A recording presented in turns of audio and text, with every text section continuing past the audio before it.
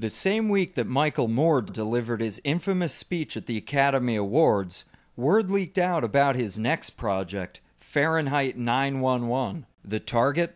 President Bush. The film is scheduled for release in the fall of 2004, just in time for the home stretch of the presidential election.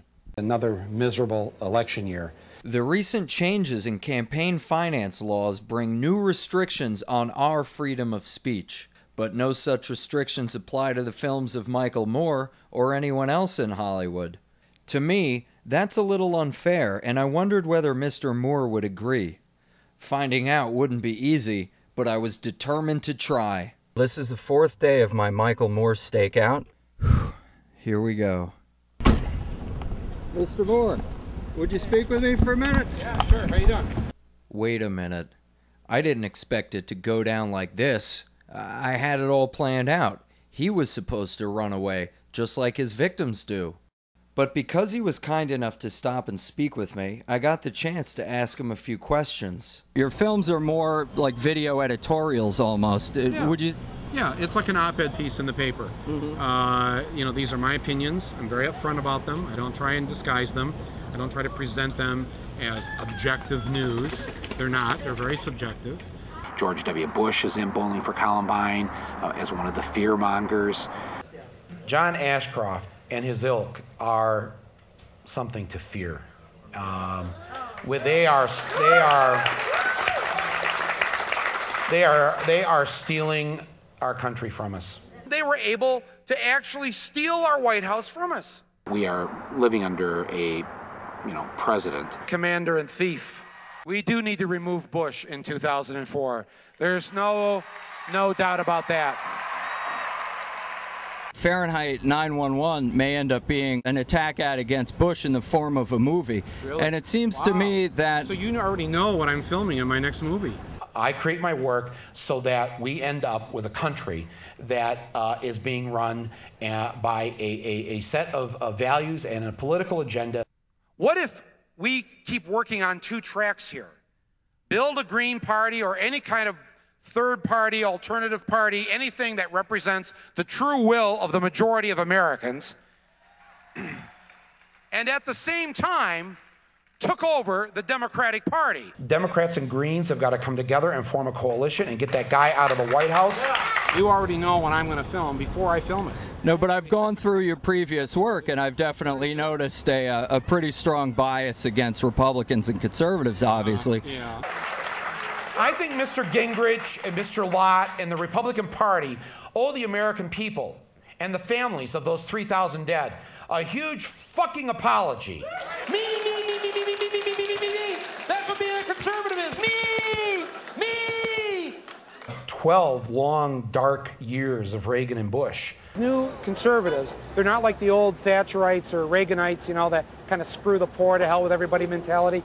The new compassionate conservative actually cares about his fellow man every now and then. What better place to fly the Confederate flag than a city that is the home of conservative talk show host Rush Limbaugh, William F. Buckley, a Republican mayor, a Republican governor. If you'd like to learn more about compassionate conservatism, check out the fiction section of your local library. What better time to come on the air than during the year when we got to watch the Republican Party go down in flames, huh? People should be aware of your ideology when ingesting... Oh, absolutely. I make them aware of it. You should take that into consideration. There is one woman who comes from Chicago who I happen to believe is one hot, shit-kicking feminist babe.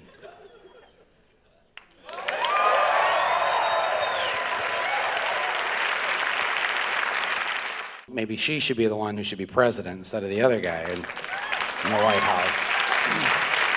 Given the recent changes in campaign finance laws, people are going to be a lot more restricted about where their contributions go and what their contributions can be used for. That seems to increase the influence of people in Hollywood who are able to put out their political viewpoint in the form of a film. I watched the Oscar speech and I saw the fact that every single nominee was up there on stage in solidarity with your ideas. To me, that's a sign that there's no balance. in that business. Is there some sort of institutional fear of putting out something that might not be along your lines ideologically? Or? That's a very good question.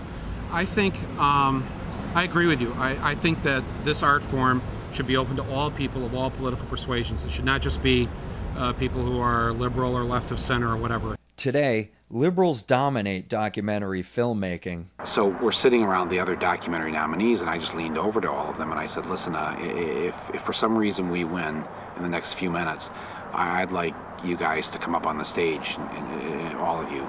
They all said, yeah, great. And I said, but you know, just I want to warn you that I may say something about Bush or the war, so I don't want you to, you know, be blindsided by that or whatever. And I think they were all wearing a peace pin, if I remember correctly, and they were all, oh yeah, no, great. We all believe in a free press. We just don't own any of the presses. You want to encourage all voices to be heard, because that's the best way to have you know, to come up with the best decisions in a free society. You don't want just one voice or one, you know, stream of thought, you know, being put out there. There is no conservative Michael Moore, but the actual Michael Moore thinks there should be. I certainly don't wait for a Hollywood studio to, you know, give me the green light or say, oh, Mike, you can go make your movie. I just go make my own movies, find my own funding. You know he's right. Don't you think that with the entire vast right-wing conspiracy at our disposal, we could at least scrape together a few bucks to break this monopoly? Make your movies. I mean, and then the people will respond or not respond to them. Thanks for the advice, Mike. I consider it a call to arms. I just went out and did my own thing, you know, like you're doing now. The conversation was a little contentious at first, but in the end, I enjoyed it. Hell, I'd grab a beer with him sometime. I just have to be careful not to bring up politics. I exist in the mainstream of majority opinion in this country.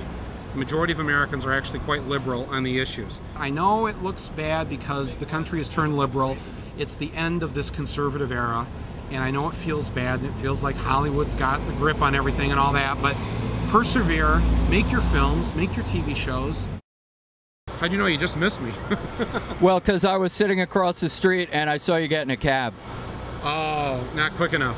I didn't realize how fast you'd be.